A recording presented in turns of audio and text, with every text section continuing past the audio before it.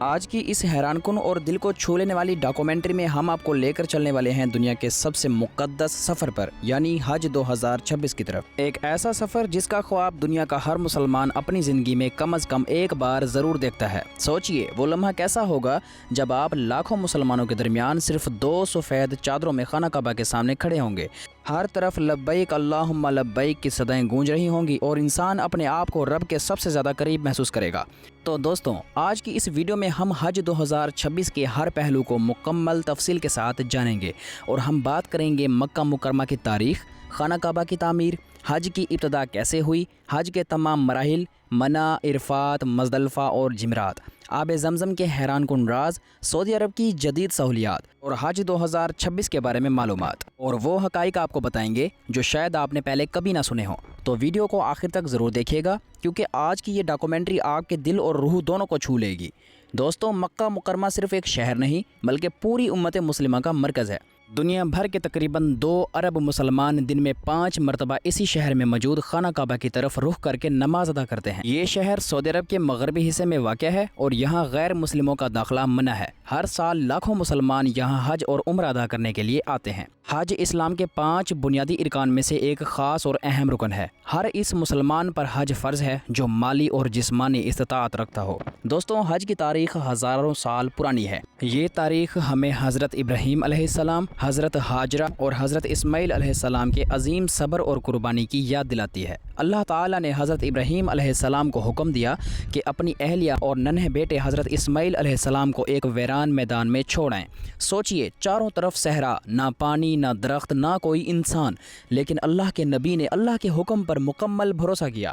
جب پانی ختم ہوا تو حضرت ہاجرہ علیہ السلام اپنے بچے کی پیاس برداشت نہ کر سکیں۔ وہ پانی کی تلاش میں صفا اور مروہ پہاڑیوں کے درمیان دوڑنے لگیں۔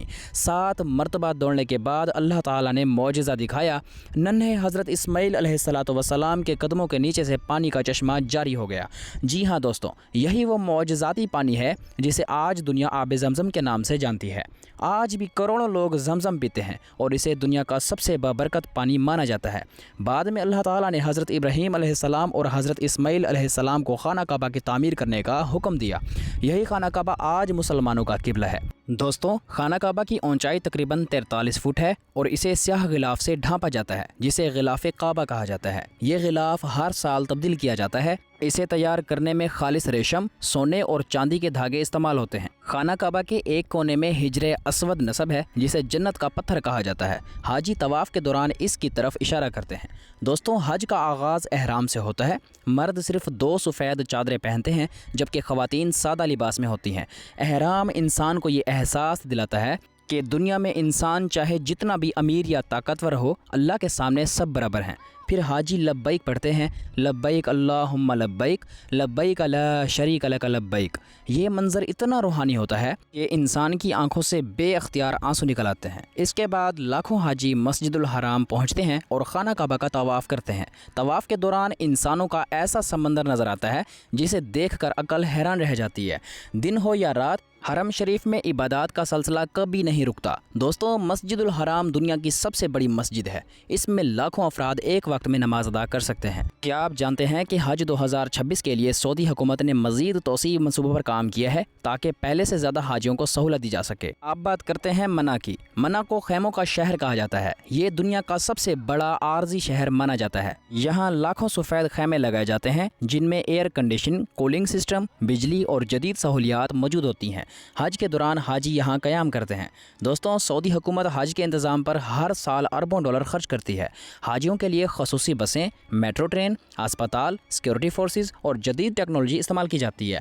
پھر آتا ہے عرفات کا دن اور یہی حج کا سب سے اہم رکن مانا جاتا ہے۔ عرفات وہ مقام ہے جہاں حضرت محمد رسول اللہ صلی اللہ علیہ وآلہ وسلم، جو ہمارے پیارے نبی ہیں، انہوں نے اپنا آخری خطبہ دیا تھا۔ لاکھوں حاجی میدان عرفات میں جمع ہو کر اللہ تبارک و تعالیٰ سے دعائیں مانگتے ہیں۔ یہ منظر قیامت کی یاد دلاتا ہے۔ ہر طرف سفید لباس میں انسان، ہر آنکھ اشک بار، ہر زبان پر دعا۔ کہا جاتا ہے کہ عرفات کے دن اللہ تعالیٰ سب سے زیادہ لوگوں کے گناہ معاف فرماتا ہے۔ غروب آفتاب کے بعد حاجی مزدلفہ روانہ ہوتے ہیں۔ یہاں کھلے آسمان کے نیچے رات گزاری جاتی ہے۔ दोस्तों, मज़दलिफ़ा में हाजी कंकरियाँ जमा करते हैं जो अगले दिन जमरात में शैतान को मारने के लिए इस्तेमाल होती हैं। जमरात का ये अमल हज़रत इब्राहीम अलैहिस्सलाम की सुन्नत की याद दिलाता है। जब शैतान ने इन्हें अल्लाह के हुक्म से रोकने की कोशिश की तो इन्होंने इसे कंकरियाँ मारी। आज भी लाखों मुसलमान इसी सुन्नत को अदा करते हैं। इसके बाद कुर्बानी की जाती है।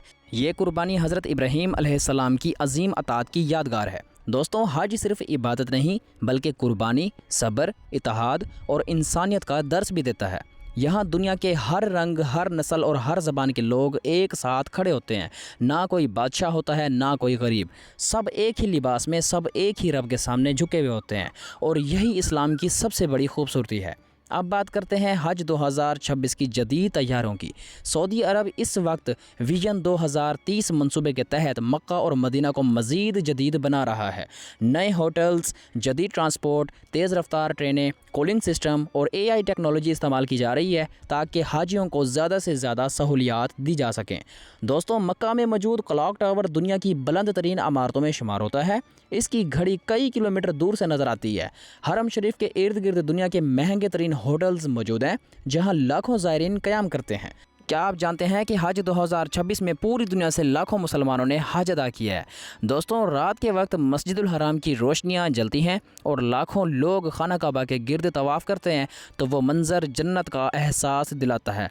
ये वो मकाम है जहां दुआएं कबूल होती हैं, जहां टूटे दिल सुकून पाते हैं और जहां इंसान अपने आप को रब के सबसे ज़्यादा करीब महसूस करता है। हर मुसलमान की ख्वाहिश होती है कि वो एक बार ज़रूर खाना काबा को अपनी आंखों से देखे। दोस्तों, अल्लाह तबारिक व तआला से दुआ है कि अल्लाह ताला मुझ समेत दुनिया भर के तमाम मुसलमान बहन भाइयों के दिल में अपने मुक़द्दस घर की ज़ियारत की तड़प पैदा करे और अपने मुक़द्दस घर की हाज़िरी नसीब फरमाए, आमीन। और तमाम मुसलमानों को हज और उम्रा करने की तौफीक अता फरमाए। और हज 2026 में जिस मुसलमान बहन भाइयों ने हज अदा किया है, अल्लाह तबारिक व तआला उनकी तमाम इबादतें और हज कबूल मकबूल फरमाए, आमीन। तो दोस्तों, आपका हज 2026 के बारे में क्या ख्याल है? क्या आप भी एक दिन हज की सआदत हासिल करना चाहते हैं? अपनी राय कमेंट में ज़रूर बताइएगा। अगर वीडियो पसंद आई हो तो लाइक, शेयर और चैनल को सब्सक्राइब करना मत भूलिएगा। मिलते हैं एक और शानदार इस्लामी डॉक्यूमेंट्री में। तब तक के लिए अल्लाह हाफिज़।